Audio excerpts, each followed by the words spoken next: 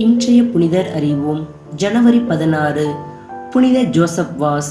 இலங்கை மண்ணில் விழுந்த கத்தோலிக்க விசுவாச விதை ஆலமரம் என செழித்து வளர காரணமாக இருந்தவரும் அதற்கு புத்துயிர் ஊட்டியவருமான ஜோசப் வாஸ் அன்னை மரியாவின் பக்திமிகு புதல்வனாக விளங்கினார்.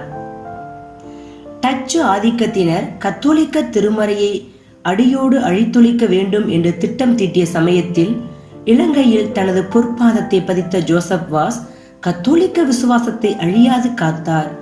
மேலும் இவர் சிலோன் திருத்தூதர் என்றும் அழைக்கப்படுகின்றார். 1651 ஏப்ரல் 21 அன்று சால்செட் தீவில் பெனாலிம் என்ற இடத்தில் கிறிஸ்டோபர் வாஸ் மரியா தே மிராண்டாவின் 8வது பிள்ளையாக பிறந்தவர்தான் ஜோசப் வாஸ். சிறு வயதிலிருந்தே ஜப வாழ்விலும் ஏழைகள் மீதும் அக்கறை காட்டுவதிலும் தனி ஆர்வம் கொண்டிருந்தார். தனது தொடக்க கல்வியை தன் தாய் தந்தையரின் ஊரில் படித்த ஜோசப் கோவாவில் உள்ள இயேசு சபை கல்லூரியில் தனது படிப்பை முடித்துக்கொண்டு புனித தாமஸ் அக்குவினாஸ் குருமடத்தில் சேர்ந்து தனது 25வது வயதில் குருவாக திருநிலைப்படுத்தப்பட்டார். கொங்கான் பகுதியிலும் மங்களூரிலும் அதன் சுற்று வட்டார பகுதிகளிலும் போர்த்துகீசியர் தோற்றுவித்த கத்தோலிக்க திரு அவை நல்ல கனி தரக்கூடிய மரமாக வளர்ந்து இருந்தது.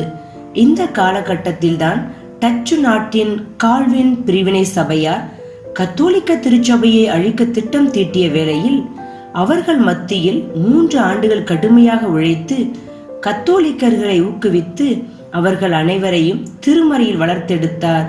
பின்னர் அங்கிருந்து கோவா சென்றார். கோவாவில் இருந்தபோது இலங்கையிலும் டச்சு பிரிவினை சபையார் கத்தோலிக்க விசுவாசத்தின் சவாலாக இருந்தார்கள். கத்தோலிக்கர் பல வழிகளில் கொடுமைப்படுத்தப்பட்டார்கள். தெரிந்தும் தெரியாமலும் புத்த மத வழிபாடுகளில் பங்கேற்ற கத்தோலிக்கர்களை விசுவாசத்தில் நிலைத்து நிற்க செய்தார். கோவாவில் தந்தை பாஸ்கால் டக்கோஸ்டா ஜெராமியாஸ் ஒரு வேத போதக துறவர சபையை தோற்றுவித்தார். அதில் சேர்ந்த தந்தை ஜோசப் வாஸ் சில ஆண்டுகளுக்கு பிறகு தலைவரானார். பின்னாளில் இந்த சபை புனித பிலிப்பினேரி ஜபக்குழுவினர் என்ற பெயரில் அழைக்கப்பட்டது. இந்த சபையினரை கொண்டு இலங்கையில் சுமார் 1 நூற்றாண்டாக கத்தோலிக்க விசுவாசத்தை பரப்பி வந்தார். கோவாவில் ஏற்பட்ட கொந்தளிப்பின் காரணமாக பிற்காலத்தில் துரதிர்ஷ்டவசமாக இச்சபை அழிந்தது. தன் கனவை நனவாக்கும் உத்வேகத்துடன் இலங்கை சென்றார். தொழிலாளி போல உடையணிந்து தூத்துக்குடி சென்று அங்கிருந்து 1687 இலங்கையின் வடபகுதியான யாழ்ப்பாணம் சென்றார். டச்சுக்காரர்களின் கண்களில் படாமல் மறைமுகமாக அதே வேளையில் துணிச்சலாக மறைப்பணியாற்றினார். சில கிறிஸ்தவர்களும் இவருக்கு உதவி செய்தார்கள். 1689 கிறிஸ்தவர்கள் அதிகமாக இருந்த சில்லாலை சென்று தனது பணியை தொடங்கினார். 1690 கண்டி மாவட்டத்தில் உள்ள புத்தளம் சென்றார். இங்குதான் 50 ஆண்டுகளாக குருக்களே இல்லாமல் கிறிஸ்தவர்கள் பரிதவித்தார்கள். 1692 கண்டியை மறைப்பணி தளமாக கொண்டு பணியை தொடர்ந்த ஜோசப் வாஸ் போர்த்துகீசியரின் உளவாளி என்று குற்றம் சாட்டப்பட்டு டச்சுக்காரர்களால் சிறையில் அடைக்கப்பட்டார். சிறையிலும் சென்று மறைப்பணி செய்தார். சிறிய ஆலயம் ஒன்றை கட்டி சிறை கைதிகள் மனமாற்றம் அடைய உழைத்தார். 1696 கொடிய பஞ்சம் ஏற்பட்டது. இதனால் புத்த பிக்குவை அழைத்து ஜெபம் நடத்தினார்கள். ஒரு துளி மழை கூட விழவில்லை. கடைசியாக ஜோசப் வாஸ் அழைக்கப்பட்டார். மைதானத்தின் நடுவில் ஒரு பீடம் அமைத்து சிலுவை வைத்து ஜெபிக்க ஆரம்பித்தார். மேகத்தையே கிழித்து தண்ணீர் கொட்டியது போல் மழை பொழிந்தது. ஆனால் அற்புதமாக பீடமும் அருட்தந்தையும் நனையாமல் இருந்தார்கள். இதை கண்ட டச்சுக்காரர்கள் மறைப்பணியாற்றுவதற்கான அனுமதியை வழங்கினார்கள். உதவிக்கரம் கிடைத்தது. 1697 அம்மை நோயினால் மக்கள் பலர் மாண்டு போயினர். ஜோசப் வாஸ் அவர்களுக்காக இறைவனிடம் ஜெபித்தார், நலமளித்தார், மக்களின் அச்சத்தை போக்கினார்.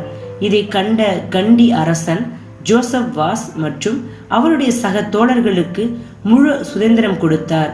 சிங்கள மொழியை நன்கு கற்றுக்கொண்ட ஜோசப் வாஸ் அரசரின் அனுமதியுடன் போர்த்துகீசிய மொழியில் இருந்த சில புத்தகங்களை சிங்கள மொழிக்கு மொழிமாற்றம் செய்தார். இந்த காலத்தில் முக்கிய பொறுப்பில் இருந்த சிங்களவர்களை மனமாற்றினார். 1705, 1708, 1710 ஆகிய ஆண்டுகளில் மறைப்பணியாளர்கள் இந்தியாவிலிருந்து இலங்கைக்கு வந்தார்கள். இவர்கள் இணைந்து கிறிஸ்துவின் இறையாட்சி கனவை பரப்ப வந்தார்கள்.